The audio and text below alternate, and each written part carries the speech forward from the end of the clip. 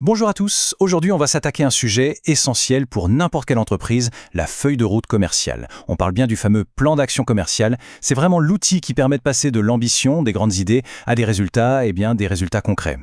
On connaît tous cette sensation d'être hyper actif, de faire plein de choses mais sans vraiment savoir où l'on va. C'est un peu comme naviguer à vue en plein brouillard. Et dans ces cas-là, soyons honnêtes, si on a des résultats, c'est souvent plus par chance que grâce à une vraie stratégie. Eh bien, ce sentiment d'être un peu perdu, d'être dans le flou, il vient directement de là, l'absence de plan. C'est aussi simple que ça. Et c'est précisément ce problème qu'on va décortiquer et résoudre.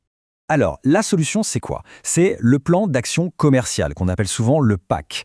Imaginez-le vraiment comme votre carte et votre boussole. C'est l'outil qui va donner une direction claire, un sens et surtout une méthode à toutes les actions commerciales. Alors, pour mettre en place ce plan, on va suivre un parcours en 5 étapes. C'est un peu comme les 5 piliers de votre stratégie. On va voir comment connaître son terrain, définir sa destination, trouver son client, planifier les ressources et, bien sûr, mesurer le succès.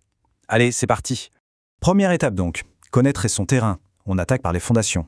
Avant même de penser à la destination, la question primordiale, c'est de savoir d'où on part. C'est le moment de faire un état des lieux, un vrai. Et cette question, où est-ce que je me situe actuellement, elle peut sembler toute bête, mais y répondre avec une totale franchise, c'est la clé de voûte de toute la stratégie. Sans ce point de départ bien défini, impossible de tracer une feuille de route qui tienne la route.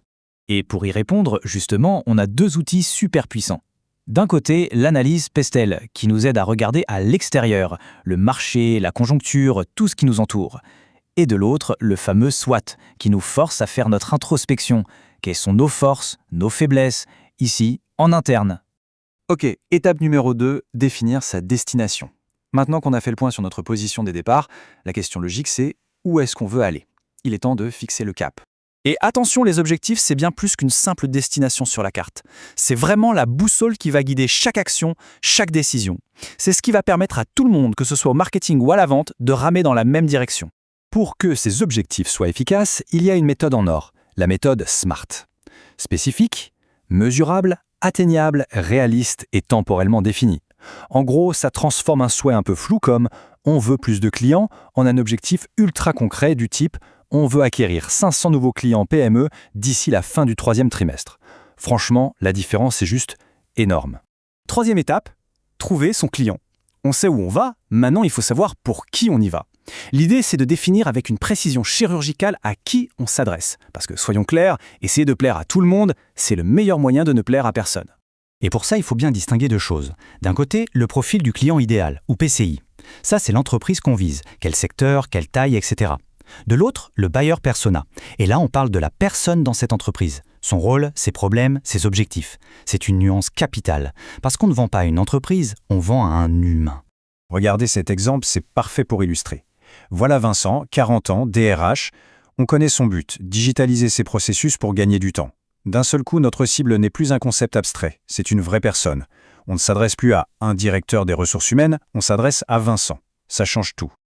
Ok, donc on sait qu'on parle à Vincent. La suite logique, c'est qu'est-ce qu'on lui dit? Et là, on arrive à la question fondamentale.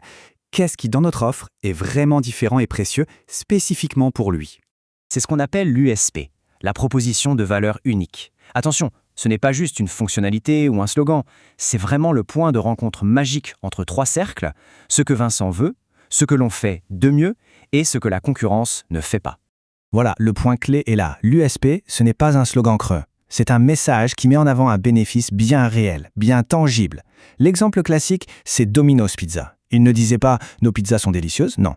Il disait « livré en 30 minutes, sinon c'est gratuit ». C'est une promesse, et ça parle. 4e étape, la planification des ressources. On a la destination, le client, le message, c'est super, mais maintenant il faut passer au concret, à la logistique. De quoi a-t-on besoin pour que ce plan devienne une réalité? Parce qu'un plan, aussi brillant soit-il, sans les ressources pour le mettre en œuvre, eh bien ça reste un rêve. Il faut donc penser à 3 choses. Les ressources humaines, qui va faire le travail? Les ressources financières, quel est le budget? Et les ressources technologiques, quels outils, quel CRM, pour être efficaces? Et on arrive à la 5e et dernière étape qui, en fait, n'est pas vraiment une fin. C'est le début d'un cycle, mesurer son succès. Il s'agit de s'assurer qu'on est toujours sur la bonne voie et de pouvoir corriger le tir si besoin. Et pour faire ça, l'outil indispensable, ce sont les KPI, les indicateurs clés de performance.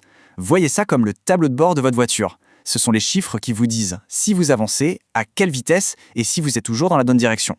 Et cette citation de William Thomson le dit parfaitement. Ce que vous ne pouvez pas mesurer, vous ne pouvez pas l'améliorer. C'est tellement vrai. Sans mesure, on navigue à l'opinion. Les données, elles, permettent de passer du « je crois que ça fonctionne » au « je sais que ça fonctionne ». Toute la différence est là. Alors concrètement, de quoi on parle? Eh bien, ça peut être le taux de conversion, pour voir si le message passe bien, ou la durée du cycle de vente, le coût d'acquisition client, pour savoir si on est rentable, ou encore le taux de rétention, pour s'assurer que les clients restent. Ce sont ces indicateurs qui vont nous guider. Finalement, si on résume tout ça, on voit bien que ce plan d'action, c'est un cycle en 4 temps. Analyser, planifier, exécuter et mesurer. APEM. C'est une boucle sans fin, une boucle d'amélioration continue. C'est ce qui rend le PAC si puissant. Ce n'est pas un document figé, c'est un outil qui vit et qui évolue. Alors voilà, la carte est entre nos mains. La vraie question maintenant, ce n'est plus de savoir comment on fait, mais plutôt jusqu'où cette aventure commerciale peut nous emmener. Parce que le voyage, lui, ne fait que commencer.